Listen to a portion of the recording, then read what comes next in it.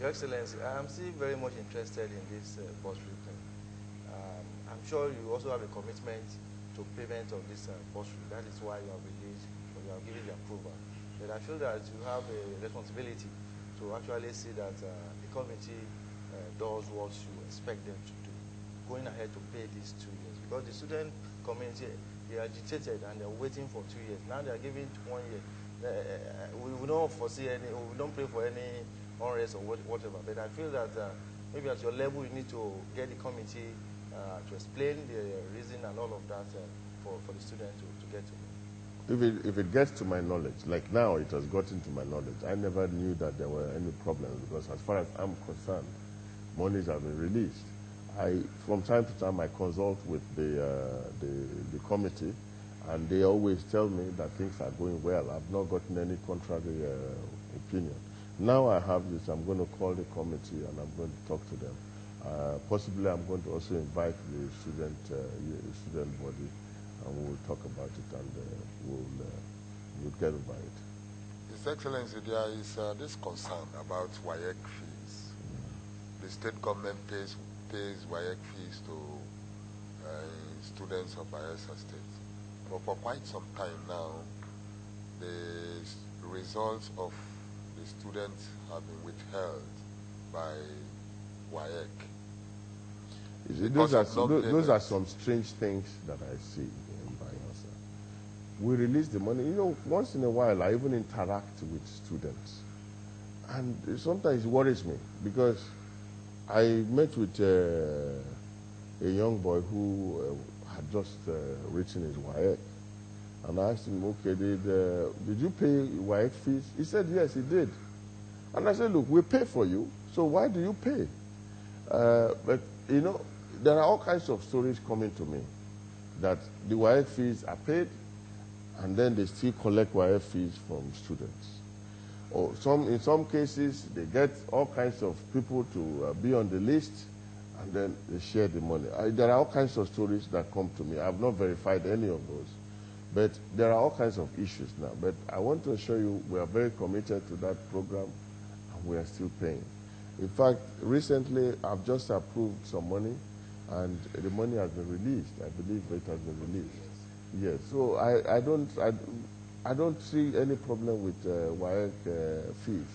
If students' examinations results are withheld, then it's something to look into. But seriously, we on our part are very committed to the program and we are making payments.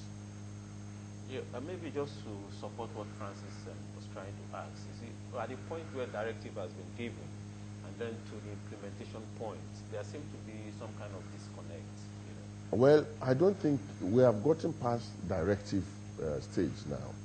This is payment stage. You know, approval stage is different.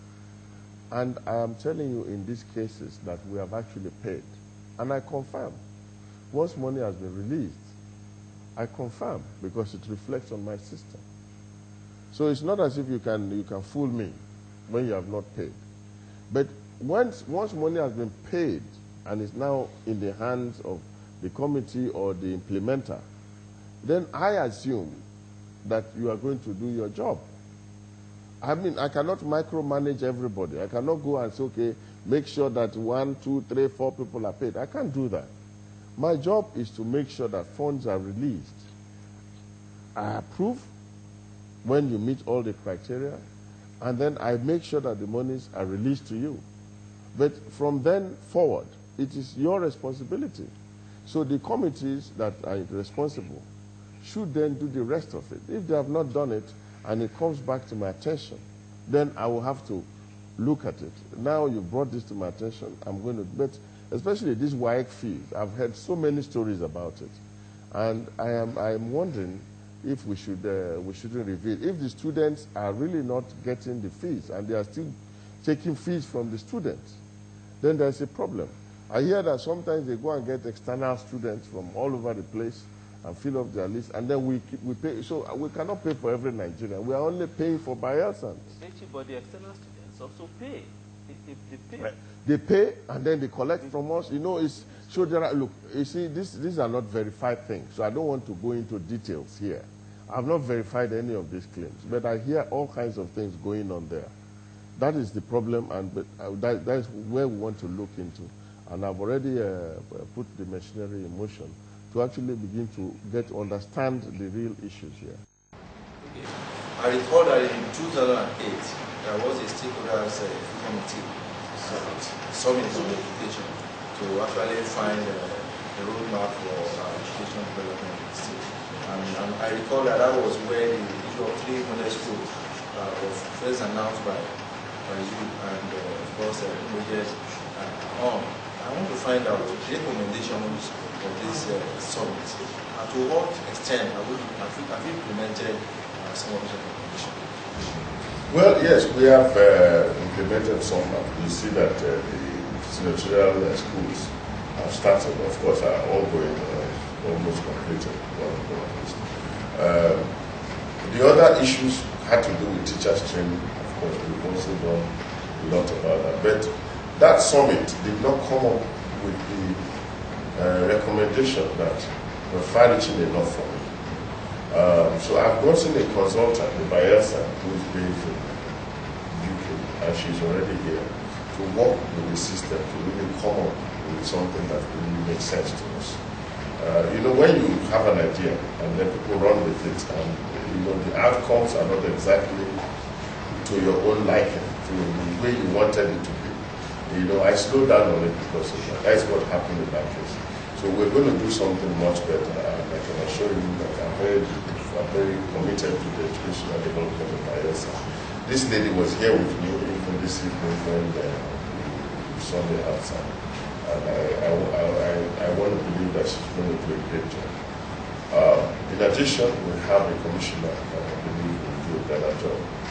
It's a professor, is really practicing educationist, and I believe that he's going to do a good job. So if you give me some time. But some of those recommendations, fallouts of the summit have been implemented.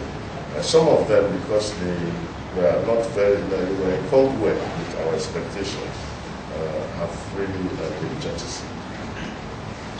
His Excellency, still on education, the Niger Delta University, there is this complaint of lack of proper funding. There are some problems here, reputation of some of the courses. I don't know what anybody will mean by lack of proper funding. If my salary bill just for that university is about 500 million naira every month, then I wonder where if we are not funding, they are not going to take the whole money. But of course, I can also say that resources are scarce. You cannot have everything. And of course, I've also granted autonomy to that university. They generate their own funding themselves, which they don't even disclose to me. I don't even ask for it. So I expect that a lot of things are wrong. But I do not, if you look at universities around the country, I think NTU is one of the best funded universities. When other universities were on strike because of salaries and so on, NTU never went to strike because we made sure that we paid all the salary increases and so on. So I don't think anybody can say we're not funding NTU very well. Yes, granting NDU the autonomy, is government also trying to check its activities? Because again, this is the beginning of a new session. We hear stories of fees being reviewed upwards. Do you allow them to just review the fees upward like that? No. We have to, the ministry regulates the activity. Government has become a regulator. So once, if anything comes to government that is against, if it amounts to some kind of profiteering on the expense of the people, we will make it. The Ministry of Education is still in charge, and they will, of course, regulate the activities of the NDU. So if there are any issues like that, I can assure you that the ministry will take it up. Management